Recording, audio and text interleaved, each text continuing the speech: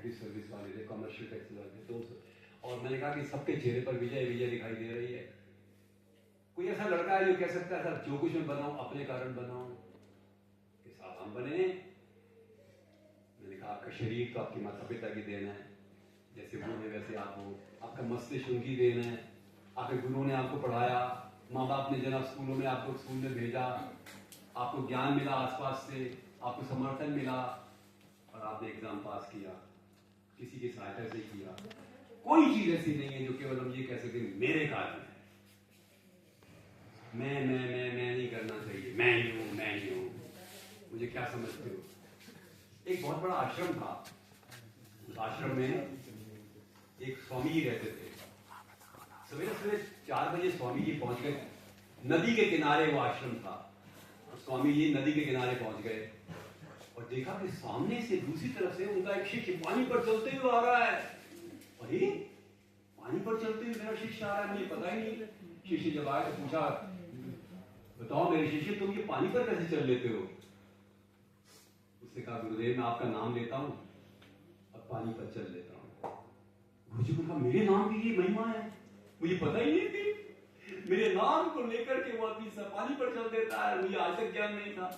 दूसरे गुरुजी 3 बजे उठ गए, सोए नहीं वैसे तो रात को, नदी किनारे थे, उनको तैरना नहीं आता था। पानी में पैर रखा, मैं दूसरा पैर रखा, मैं शिष्य बनाया, गुरु ढूंढना पड़ा। मैं ऐसे होता है, मैं मत करना जिंदगी में।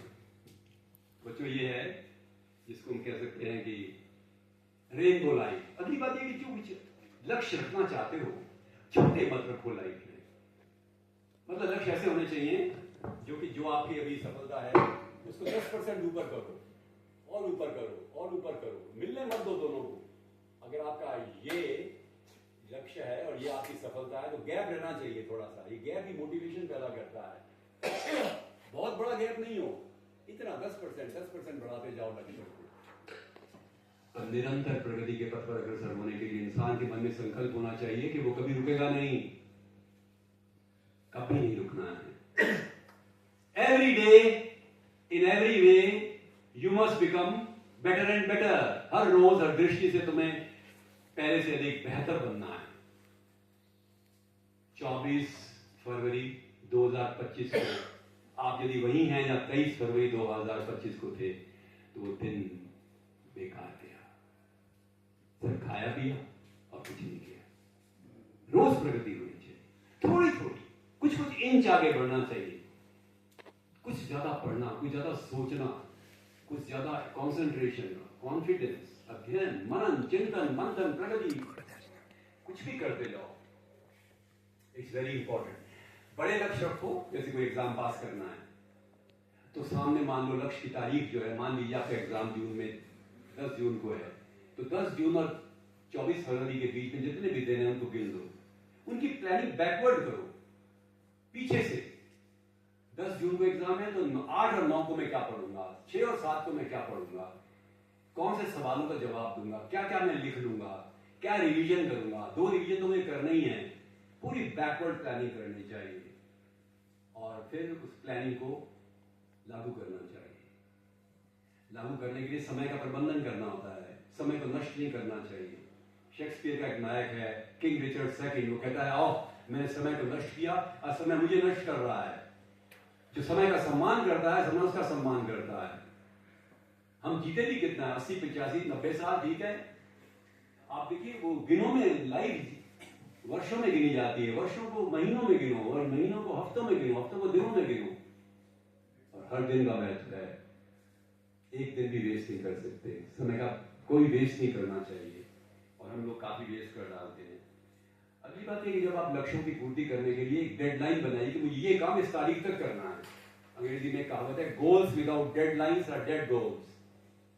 जिन लक्ष्यों की पूर्ति के लिए हमने अगर अंतिम तारीख नियत नहीं की, वो मरा हुआ लक्ष्य है, पूरा ही नहीं हो सकता कभी। कोई बात नहीं, कोशिश तो करो।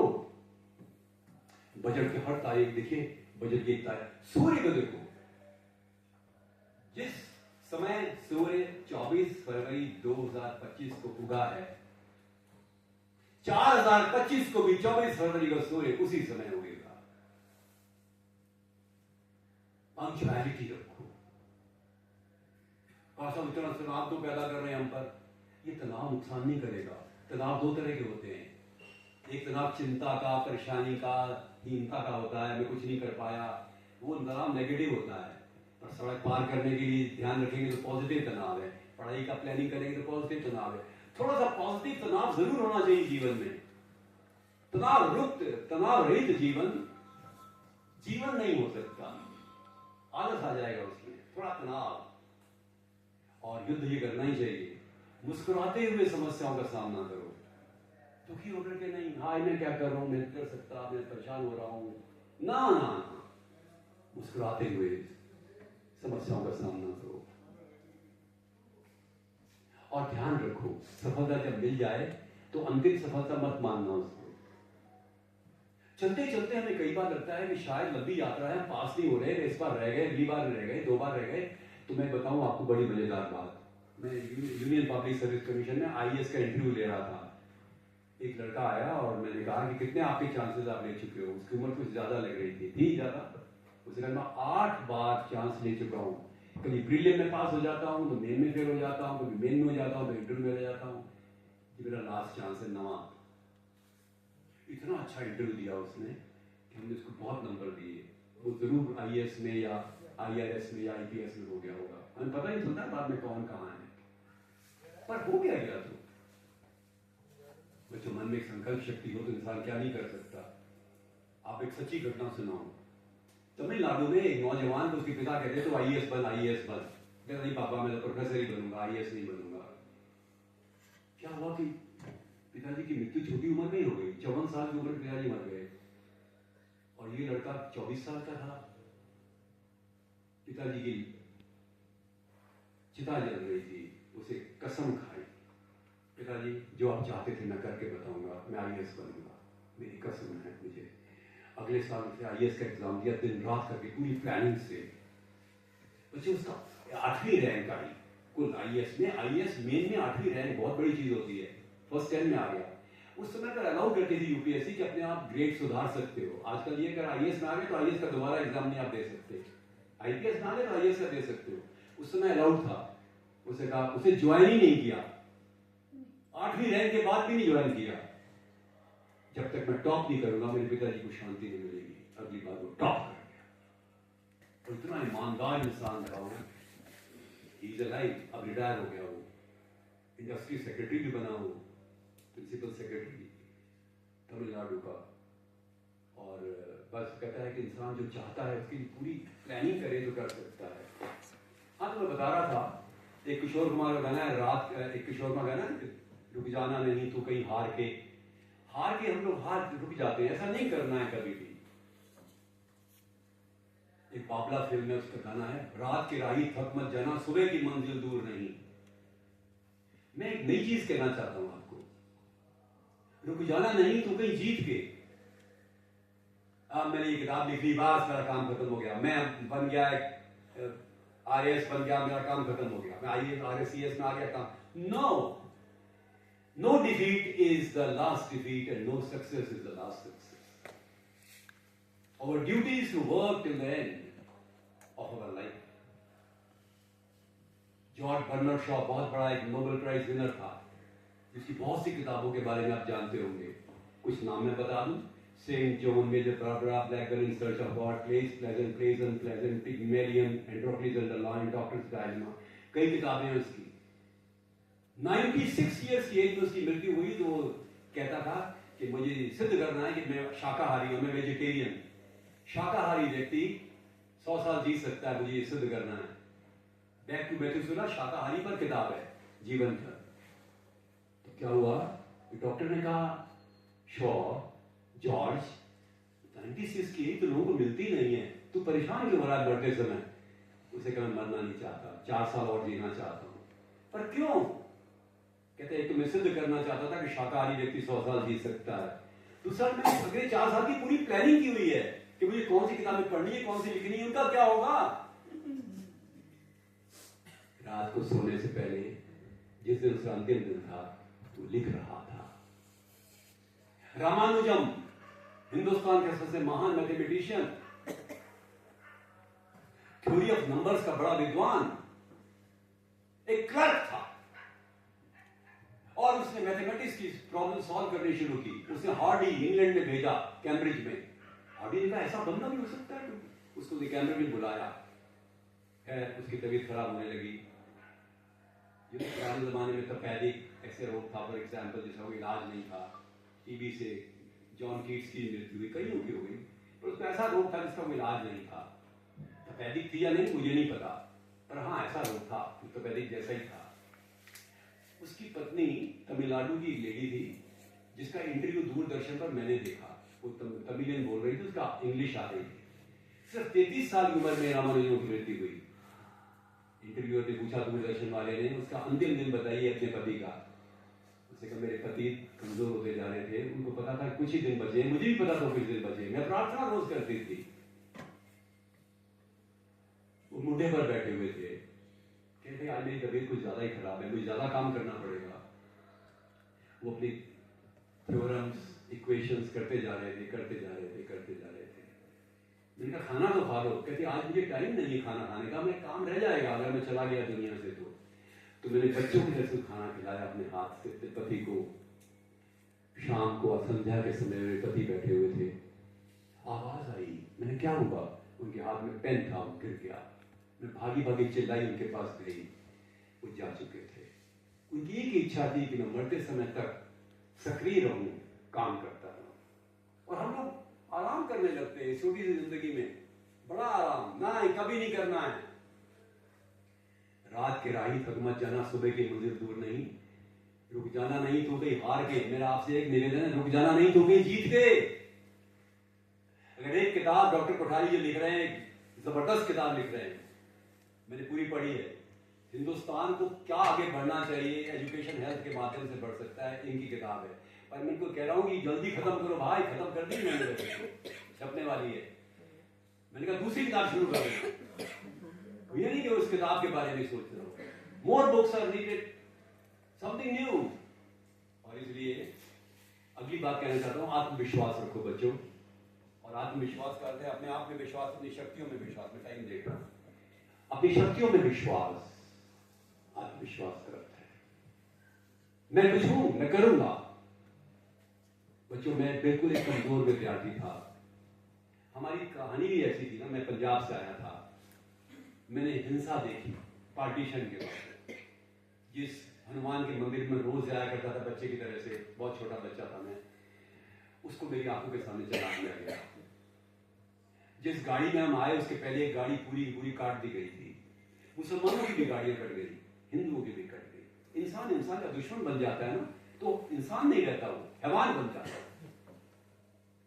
हम एक दूसरे को मारने आए हैं इस दुनिया में, हिम्मत देने आए हैं, प्यार करने आए हैं। केवल मेरा लेबल हिंदू है, तुम्हारा लेबल क्रिश्चियन है, उससे फर्क क्या पड़ता है? कुछ नहीं फर्क पड़ता। क्या जाति में शर्मा हो, कोई गुप्ता है, कोई शेड्यूल कास्ट है, कोई शेड्यूल ट्राइब है, कोई फर्क नहीं पड़ता।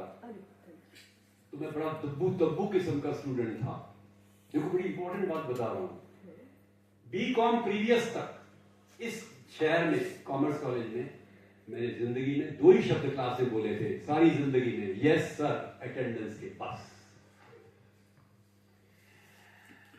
कॉमर्स कॉलेज में एनुअल फंक्शन होने वाला था, कई एक्टिविटीज होने वाली थी। मेरा एक दोस्त था, लक्ष्मण जी शर्मा उनका नाम था, से उनको पोलियो था। वो अच्छे कवि भी थे, भ्रमर नाम था उनका, भ्रमर मतलब कवि के रूप में, वैसे लक्ष्मण जी शर्मा था।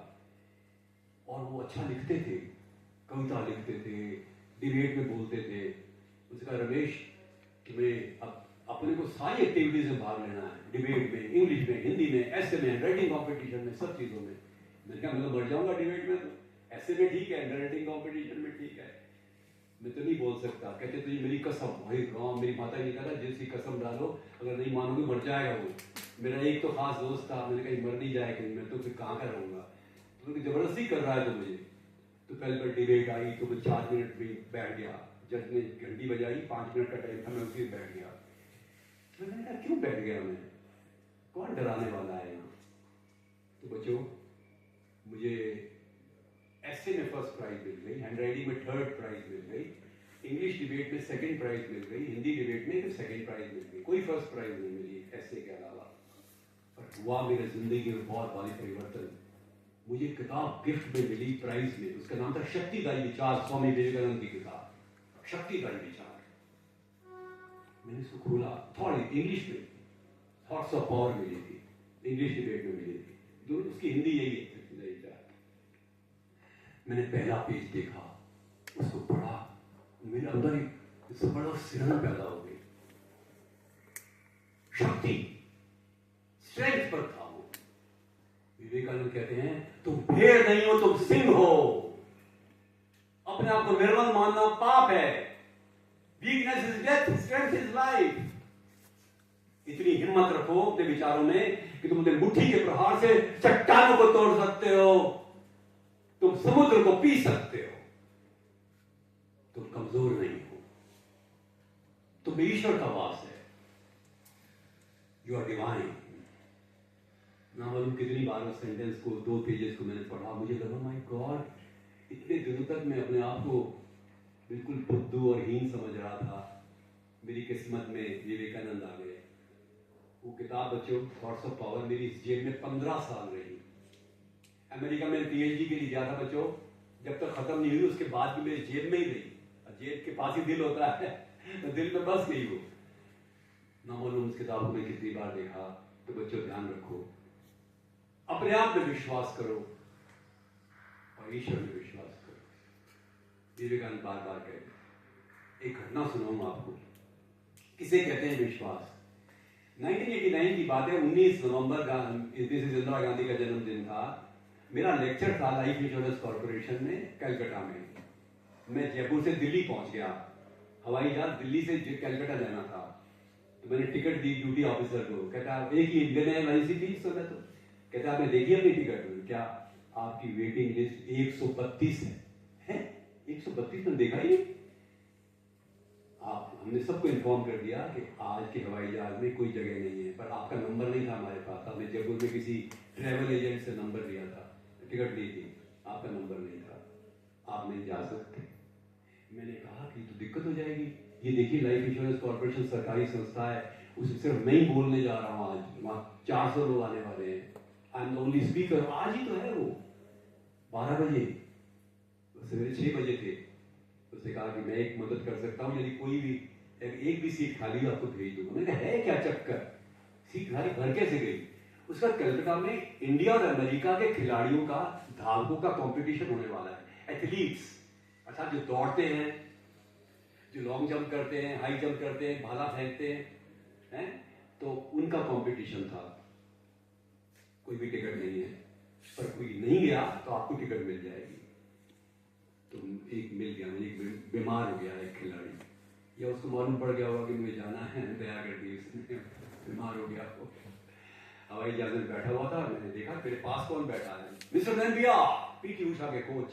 मैंने कहा mister Nambiar, you are mister Nambiar? Yes. मैंने कहा is madam PT Usha travelling?